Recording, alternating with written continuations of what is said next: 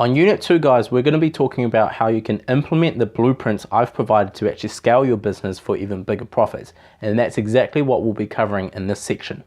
So guys, when we're talking about scaling your business, there are important points to actually understand before we can actually go out and start spending money or start growing the business. And first thing is, how do we work on your business rather than in your business? And we have to realize that after all, we are just one individual and we are constrained by how much time there is in a day. And not only are we constrained by the hours, we're also constrained by the skills we have at the current present. And yes, this can be developed, but however, it makes more sense to actually work towards our strengths rather than our weaknesses. So that's why point 2 is to leverage the experts around you to help you. And this actually goes back to what we discussed in the previous weeks about leverage. And not only is it important to leverage the power team to ensure we're buying the right deal, but it's equally important we need to leverage other people and other experts to grow our business as well, so that we can actually set the machine up so it runs by itself. And we're going to be talking about how we can actually do that. So when we're talking about scaling a business, we actually have to understand important points before we can actually scale the business out and allow ourselves to actually have the potential to make over $1 million plus in profit a year. And the 3 things that we'll be covering is, number 1, delegation, understanding that there are people that are better at doing certain tasks and activities than you are, and to actually utilize their skills and leverage their skill set to actually help our business be more effective. Number 2 is actually understanding automation. It's realizing that it's another form of leverage, that certain tools and software are better at performing certain tasks and activities than human beings are, and it's actually going to be more cost effective and efficient to use these certain softwares, which I'll cover as well. And thirdly is understanding how we can actually drive traffic to actually increase the amount of leads that are coming in, so we can have a higher chance of landing more and highly profitable deals on a regular, predictable basis. And we'll be covering each of these points in detail so you can understand what is actually involved in the machine that will allow us to make over $1 million profit plus a year. So the first point is delegation, and this is understanding that you aren't good at everything and you don't want to be good at everything. You don't want to spend your time trying to figure everything out on your own, because you're never going to end up actually going out and meeting vendors or meeting real estate agents where the actual money is made in conversation. So that's where you want to be spending most of your time. So don't be the jack of all trades. Don't try to master everything and actually become the master of none. And for myself personally, this is what I delegate out to other professionals, because it's something that they're better off doing, and it's something that I'm not very good at, nor do I want to spend the time to actually focus on learn these things as well. So look, this is just me personally, guys. If you feel that you're a good website developer, you may want to actually create your own website yourself.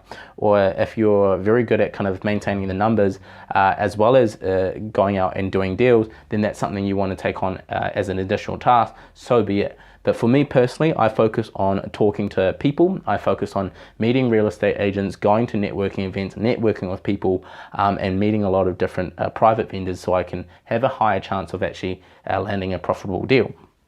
So what I delegate is my website related stuff. So when it comes to building a website, I have a dedicated IT guy that I go to, and keep in mind that once everything is set up, there's not too much for him to do anyway. So it's kind of the regular check-in every fortnight or every kind of once a month, and he gives me a report and update to make sure that everything's kind of on track, or if there's any changes that need to be made, then he can indicate that to me as well. So this is more of a contractual basis, and it's not an ongoing kind of dedicated staff member, so the cost involved isn't exorbitant. The next thing I delegate out is marketing related as well. I'm not the best at writing marketing content or figuring out a marketing strategy, especially when it comes to figuring out Facebook advertising spends and so forth. And again, I actually delegate this out to one of a local staff that I have, but it's more on a kind of part-time basis. So if I need to ramp up the marketing, he might come in and give me an idea of what campaigns to run, but equally he's very much kind of remote based and can work from home should I need him to focus on a campaign. But again, it's something that I don't focus on too much. And once he's kind of set that up, again, it's more myself managing the spend, which he's kind of taught me to do. And I go out and do that myself if I have the time. But if I am too busy, then again, this is something I delegate out as well. Accounting related, I actually have a VA accounts person that kind of helps process all the invoices that I have. So all I basically do is provide invoice copies via a scanned copy and send it through via email, and they actually handle all the accounting for me by putting it into Xero. And look guys, I understand that if you guys have a Xero background, that it's not that hard to actually maintain yourself, and I do realize this, but honestly, I feel my time is still better spent and I can earn more for the business when I'm out speaking with people. And even a simple task like logging your expenses, and you know, we don't have a huge amount of transaction because you know, we're only dealing with a few properties at a time, and equally when we're working on each property or project, there are renovations involved, but the invoices aren't huge. They're not, you know, hundreds of thousands of receipts or anything like that. So I do realize I can handle it myself, but again, still, it just shows guys that even though I know I can do it and capable of doing it, I still delegate it out to someone else because I still feel my time is better spent helping the company find another deal and earning more profit for the business as well. Project renovation, in the beginning I definitely managed this myself. However, depending on the property that I purchase and depending if it actually needs renovations is when I actually have a dedicated property manager that comes on and helps me out, and he knows what I want for the place in terms of cosmetic renovation, not going overboard and keeping to budget. And even that, you know, it's something that I delegate out because I'd rather not spend my time going back to the property every single day or even a few days a week. I'd rather spend that time speaking to another vendor or speaking to another real estate agent and going out and looking at another property. Selling related as well, I actually have a really good friend of mine who is an awesome salesperson, and should I need to sell the property privately, I often get in contact with him and he helps me out in selling the property. He does charge me a commission, but it's very reasonable in compared to a real estate agency. And again, this is something that I'm very capable of doing myself, and I have done in the past, sell my own properties. And you know, till this day, if I have the time, I may go out and do it myself because I enjoy selling. Also, I enjoy dealing with people, and I enjoy you know, meeting the potential buyers and adding them to our database. However, if you know, if the company actually has too many deals on, again, this is something that I delegate out. So you can see guys that the major part of the business that I'm involved in is where I actually go out and just meet people. And this is what I encourage for you guys as well, because again, the money is made when you buy, and you're not going to be able to buy if you're focused on doing all of these things here listed on the screen, because you're going to have no time. And if you're going to have no time, no money's going to be made, and you're going to kind of think this business model doesn't work because you're focusing on the wrong thing. So what you want to be focusing again is actually going out and buying, and how you can go out and buy is the fact that deals are found in conversation. So you want to be speaking to people. That's what you want to be doing every single day, just going out, speak to people, go out and view the homes and start putting offers on properties, and that's how you're going to land the big fish and the big highly profitable deals. The next thing we're going to cover is automation, and automation actually involves delegation. It's understanding that there are tools that are even better than people, and that tools can handle the task more efficiently than we can. So therefore, it makes sense to actually go out and use certain tools to help our business be more efficient. And here's a list of things that can be automated. Not all things things that I personally use myself, but it's things that I know I can automate, and it's something that I am looking at automating as well. But here are a list of things that we can definitely automate for the business. So first is EDMs, electronic direct mails, to agents and investors and buyers. We can certainly use certain tools to help the process be a lot easier for us. And I'm actually going to go over each and every one of these things that we can actually delegate, that we can automate, and what kind of softwares you can actually look out for online as well. And keep in mind guys, I don't automate absolutely everything on this list, so I won't have all the software recommendations for you, but the fact that you can realize that it can be automated is something you can go out and find the correct software for, and that will make your business a lot more effective and efficient as well. So you know, EDMs, definitely you can use a form of automation tool to help send these emails out, and you can even kind of schedule these emails to go out at a certain time as well. Database SMS to agents and investors. Again, there are certain softwares where you can provide a list of phone numbers, you know, for example, your real estate agents, and you can schedule a text to remind them every so often to get in contact with you or to see if they've actually got any deals for you. And direct mail and digital advertising, I guess this is more of delegation because it's using a certain individual that can take care of this task for you and basically set the campaign up, or the campaign manager can actually kind of run all this type of advertising on your behalf. And they may or may not actually use automation tools. Again, this is a space that I delegate personally, so I don't know if they're using certain tools to actually automate the process on their end as well to make life easier. You can definitely have an automated call center to take the first point of inquiry, and you definitely want to have this, especially if you have a high volume of leads, because your phone's just going to be flooded, and if you're going to be out in meetings, it's not always that you can actually take on the call. So it's something you definitely want to look into when you start scaling out, is to have a call center in place and automate that process so they take the first point of inquiry. You also want to have a automated procedure of filtering the leads that come in by using a customer relationship management tool as well. And this helps in figuring out if the leads are very hot, or if they're warm, or if they're absolutely cold and they're not worth actually calling at all. And we can also have the tool segment out with the help of the call center to figure out when it is that the vendor is actually wanting to sell, whether it's 1 to 2 months, 1 to 3 months, or within the next 6 months, or within the next year, or within the next few years. And of course, the people that are wanting to sell a lot sooner, a lot hotter, or a lot warmer, and they're the people we're wanting to reach out to and speak to on the phone. Appointment booking is something that I've been considering getting automated as well, and we're very close to having the system set up where I actually have the leads that come in, they're going to get segmented into who's hot and who's not, and I'm also going to have a process where maybe it's a virtual assistant that can help filter those hot leads and actually schedule an appointment according to the time available on my calendar and just book me in so I can actually go out and see these people. And that's a way you can kind of really speed things up, because it means you're not wasting time going out and meeting the wrong people, and your time is actually spent all ready and waiting for you to go out when there's actually a customer ready to actually sell that wants to go out and use your service. So that's something I'm looking at doing for my business personally that I know will tremendously help the time that normally takes me to call these people in and actually figure out who I'm going to be booking in for the week.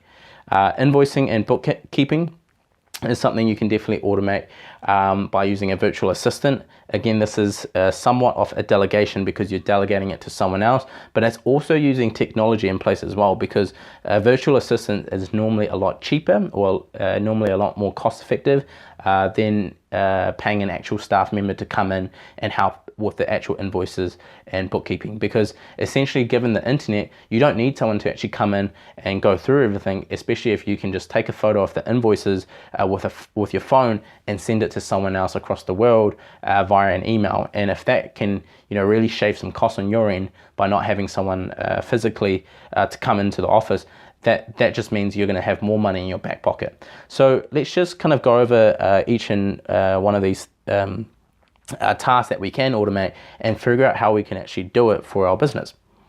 So the first thing we can do is automate our email out to every agent every fortnight that we have. So how we should be going about the process is you want to start collecting contact information of real estate agents that you meet. Include their name, their phone number, and email address, and you actually want to put it on an Excel spreadsheet.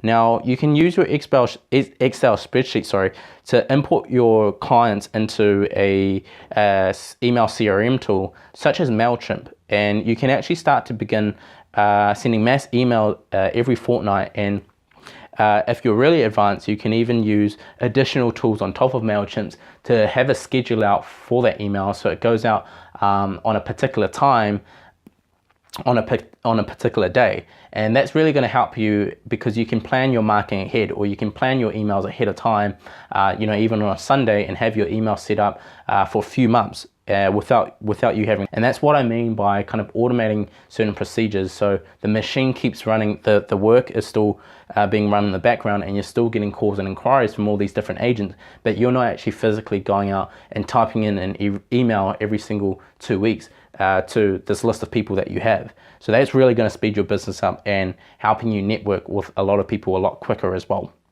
So on the screen here, you can see a small snippet of just the agents that we've worked with, and I've basically blanked out a lot of the information because it is private information and it is people that I've actually worked with.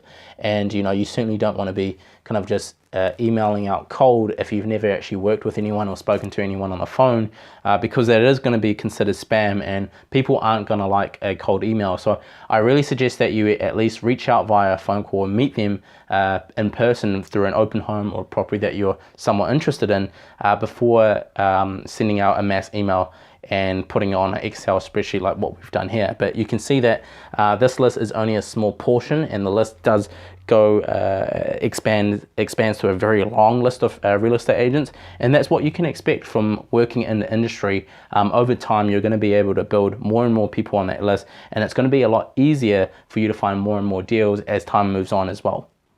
So on the current screen, what you'll see now is just a small snippet from MailChimp of what you can expect to see, and just a few examples of the campaigns that we've created.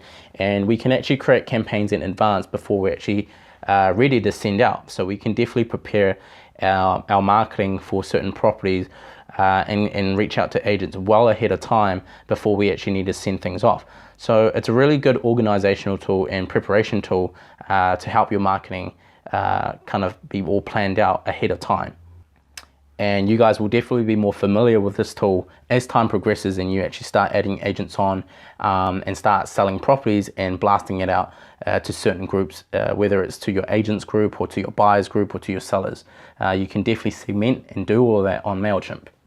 And what you'll see on the screen now is just an example of a creative for a property that we've organized before actually sending it out to our relevant list of people that we want to see the creative for. And the beautiful thing about MailChimp, the MailChimp platform, and where you can send electronic direct mails, is because there's actually no coding needed and it's very easy to use. So I highly recommend it. You know, whilst you're starting out, it's definitely a really good tool to use and connect with more real estate agents. And on this slide, you'll just notice that this is basically the imported list from our CSV document that we had earlier into the actual MailChimp platform. And you can see it's just translated everyone across via email, their first name, last name, mobile number, and you can even put in a source of where those people came from, so you can identify which marketing mediums are working best, and you can also even rate each contact as well.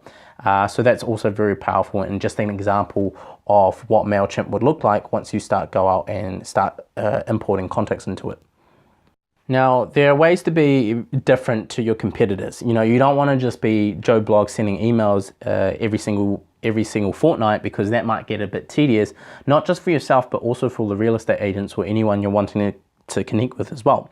So you can actually use tools like Flinger that can automate your SMS, your texting to your agent, pre-organize every fortnight, and you can actually schedule this. And the benefits in actually sending a text versus an email is it's top of mind awareness, because often when someone receives an email, they may not check it straight away, or they may wait to the end of the day, or they have a set time before they check certain emails. However, when someone actually receives a text or a phone notification, often they check it instantly. They want to know what's happened, if there's anything urgent, and this gives you kind of top of mind awareness. And you know, I find that it gives you it builds on the relationship with your agents as well, because it's a different medium that you've reached out to than the normal, and they might appreciate that because they're probably sick of getting all the emails as well. So you can definitely kind of differentiate yourself from using email by using certain SMS tools as well. So you can see on the slide here an example of what Flinger looks like, and basically it can give you detailed reporting to figure out who's actually opened up your text and who's actually replied. And you guys will probably have come across a automated text service at some stage where it's actually sent you out saying, it sent you a message and said, reply yes if you're interested, or reply no if you don't want to receive any more texts from this company. And I actually got the idea of using automated SMSs from a real estate agent that was doing really well for himself. And basically anytime he had a property, he would put it into Flinger and send a text out to his buyers database, and he could quickly figure out who's going to actually be coming to the open home. And basically he would want a yes or no answer from his buyers database, and if we're interested we text back yes, if no it's a no, and that basically helps his numbers and kind of handles the marketing aspect of his business, so he can actually spend more time focusing on talking to the right possible buyers that are actually going to buy the property, and so he can sell more property. So an awesome idea, and it just helps differentiate yourself from sending the tedious emails by using a different method, by sending custom texts or automated or kind of scheduled in as part of the machine, so you have a lot of marketing content to go out to these agents ahead of time before the time you actually need to go out and send this to them. The next piece of automation is actually automate the leads coming in via a CRM tool. And a CRM tool stands for a customer relationship management tool. And the benefits of doing this is basically you have better organization of the leads, so you can call them back at relevant times. There's call notes and assistance for a team to review before you can actually before you reach out and call. And there's high level of tracking in terms of your return on investment, because we can figure out the source of where the leads come from. And this works really well because you can actually pair this up with a call center, for example, and you can have the call center automatically take in information from a certain client, and the certain client, the certain questions that will be asked would be relevant information to figure out how warm or how hot your leads are or how cold they are, and that's figuring out the time frame they need to sell by, or whether or not they have a realistic price expectation, and what are the circumstances or why they've actually reached out and wanting to sell. These are all very important questions, and you can actually delegate this and have this automated by a call center, so they can take in the relevant information, put it into the CRM tool, and you can easily and quickly assess a lead and figure out the quality of the lead before actually calling out. And of course you want to spend your time focusing on the quality lead, so you can actually schedule in an appointment, go out, view the property and make an offer on the property. And the beautiful thing is you also want to have a high level of tracking, so you can actually get your call center to figure out and ask where the leads are coming from. So if someone's calling in, it's a simple question of saying, where did you hear about this company? Or did you find them on Google? Or where'd you find them? And that way you can figure out what basically term of advertising medium is working best for your business, so you can focus on spending more money on that medium. And you might find that in certain areas, maybe it's different mediums that work for different areas. So you absolutely want to figure all the stuff out, and having a CRM tool basically helps organize this whole process, making your business more efficient.